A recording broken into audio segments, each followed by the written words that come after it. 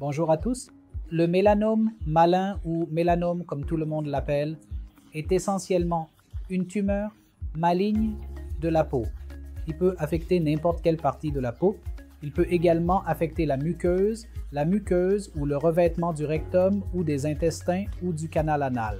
Et très rarement, il peut aussi affecter la rétine ou l'œil également.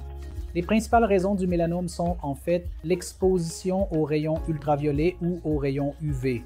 Donc ce n'est pas très courant en Inde, c'est très courant dans des pays comme l'Australie, la Nouvelle-Zélande et là où il y a une forte exposition aux rayons UV. Quand il s'agit de mélanome métastatique, cela signifie qu'il s'est propagé à diverses parties du corps. Les symptômes varient en fonction de l'endroit où la propagation a eu lieu. Donc, en fonction de l'endroit où le mélanome s'est propagé, par exemple au foie, il pourrait avoir un dysfonctionnement dans le test de la fonction hépatique.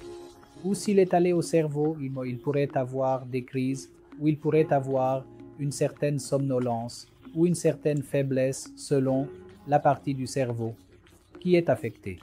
Tout d'abord, laissez-moi vous expliquer comment nous traitons un mélanome normal qui n'a pas métastasé ou ne s'est pas propagé à diverses parties du corps. Donc, généralement dans de telles circonstances, nous envisageons un traitement local qui prend la forme d'une chirurgie en fonction de l'emplacement du mélanome. Et, en plus de la chirurgie, nous envisageons également de donner une certaine quantité d'immunothérapie ou de chimiothérapie et aussi pour le contrôle local, la radiothérapie peut jouer un rôle majeur. S'il s'est propagé au cerveau et si le patient présente une faiblesse ou des crises, nous pourrions envisager de donner une radiothérapie à haute dose ou à ces sites spécifiques ou à l'ensemble du cerveau. Mais en moyenne, chaque fois que nous parlons d'un mélanome métastatique, la forme de traitement la plus importante après la biopsie est en fait la chimio-immunothérapie.